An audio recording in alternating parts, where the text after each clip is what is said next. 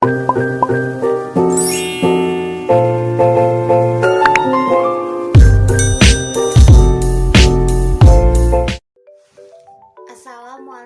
warahmatullahi wabarakatuh.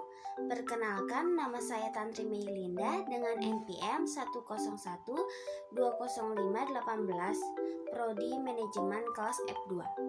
Di sini saya akan mempresentasikan mengenai materi mata kuliah komunikasi bisnis. Di antaranya ada dasar korespondensi, resume, lamaran, serta wawancara.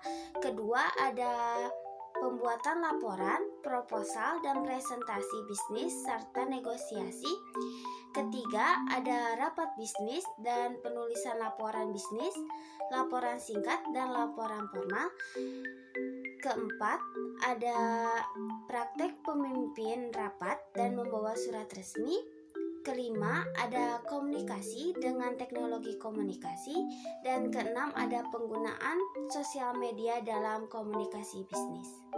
Pertama, saya akan menjelaskan tentang dasar korespondensi, resume, lamaran, serta wawancara.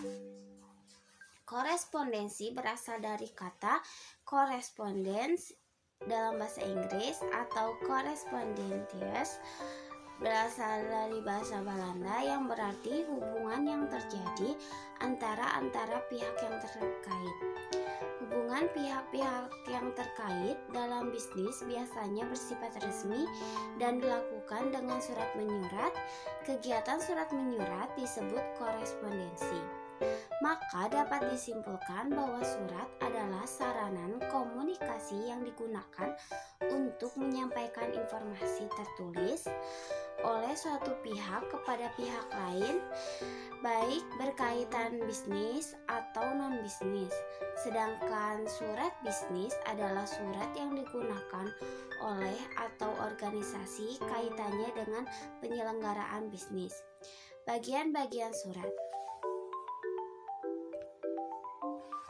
terdiri dari ada kepala surat, tanggal surat, nomor surat, sifat surat, lampiran, hal atau perihal, alamat, kalimat pembuka, isi surat, kalimat penutup, nama jabatan, tanda tangan atau cap, serta tembusan.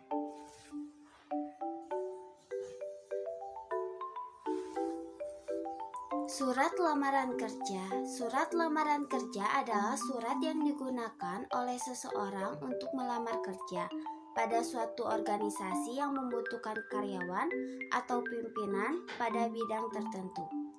Ketika seseorang mengajukan surat lamaran ke suatu organisasi atau perusahaan, biasanya diminta untuk melampirkan beberapa dokumen pendukung seperti KTP, ijazah terakhir, surat keterangan catatan kepolisian, pas foto, resume atau daftar riwayat hidup. Resume atau riwayat hidup merupakan laporan perincian kualifikasi pelamar yang kehadirannya tidak dapat dipisahkan dari surat lamaran kerja. Pembuatan resume, perlu diingat bahwa resume yang baik menekankan pada kompatibilitas, kualifikasi kita, dan prospektif persyaratan kerja. Secara umum, persyaratan kerja resume mencakup nama, alamat lengkap, tujuan kerja, kualifikasi, informasi pribadi, dan referensi. Berikut ada wawancara kerja, merupakan salah satu cara yang sangat penting bagi suatu perusahaan dalam menyaring jumlah pelamar yang ada dan merupakan kesempatan emas yang tak mungkin terulang lagi. Berikut adalah hal-hal yang harus diperhatikan selama wawancara kerja. Pertama, datanglah dengan tepat waktu. Kedua, bukalah sesi wawancara dengan cara yang tepat. Ketiga, perhatikan pada kunci yang diucapkan narasumber. Kedua, ada laporan, proposal, dan dalam presentasi bisnis serta negosiasi. Menurut Himstreet et al. 1983,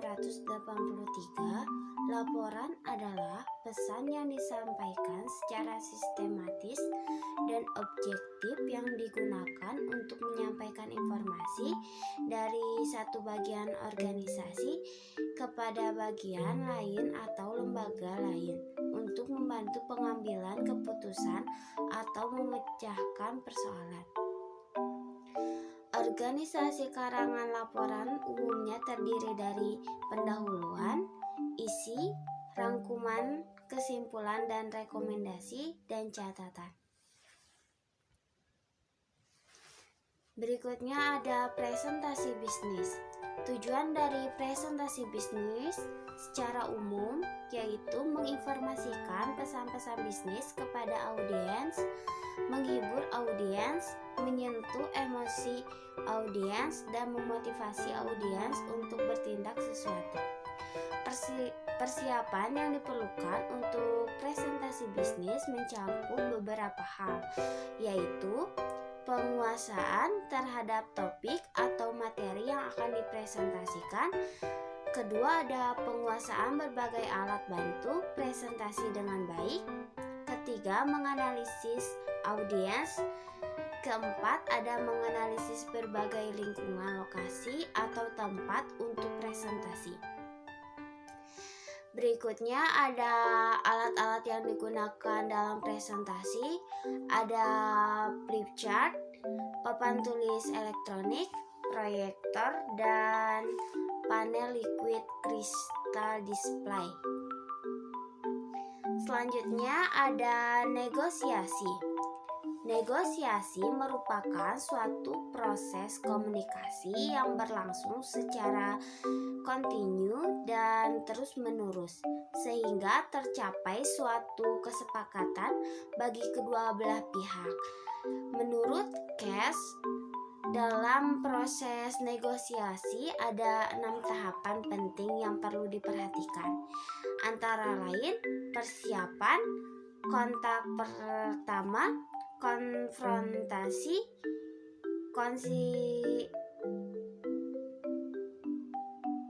konsiliasi, solusi, dan pasca negosiasi. Berikutnya, menurut Cass juga ada 4 negosiator. Pertama ada negosiator curang, negosiator profesional, negosiator bodoh, dan negosiator naif. Ketiga ada rapat bisnis dan penulisan laporan bisnis, laporan singkat, dan laporan formal. Pertama ada rapat bisnis. Apa sih rapat bisnis itu? Rapat merupakan pertemuan atau perkumpulan minimal 2 orang atau lebih untuk memutuskan suatu tujuan. Rapat biasanya dihadiri oleh pimpinan atau staf. Sedangkan bisnis adalah suatu usaha menjual barang atau jasa yang dilakukan oleh. Karena itu, rapat bisnis didefinisikan sebagai bentuk pertemuan 2 orang atau lebih di suatu tempat, baik di dalam maupun di luar kantor, untuk membahas hal-hal yang berkaitan dengan kegiatan bisnis. Jenis-jenis rapat bisnis yaitu ada rapat informasional, ada rapat motivasional, dan rapat partisipatif. Berikutnya ada penulisan laporan bisnis. Menurut Herta A. Muplay dan Herben W.H., laporan bisnis adalah suatu laporan yang memiliki sifat netral, tidak memihak, memiliki tujuan yang jelas, dan berisi perencanaan penyajian fakta kepada seorang atau lebih untuk tujuan bisnis tertentu.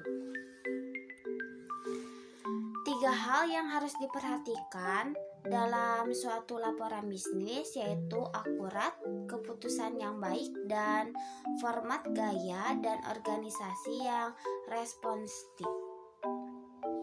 Selanjutnya ada penulisan laporan formal.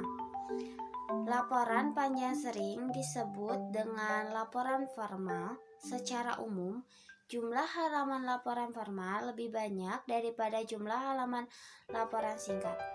Oleh karena itu, perencanaan dalam penyusunan suatu laporan formal sangat penting.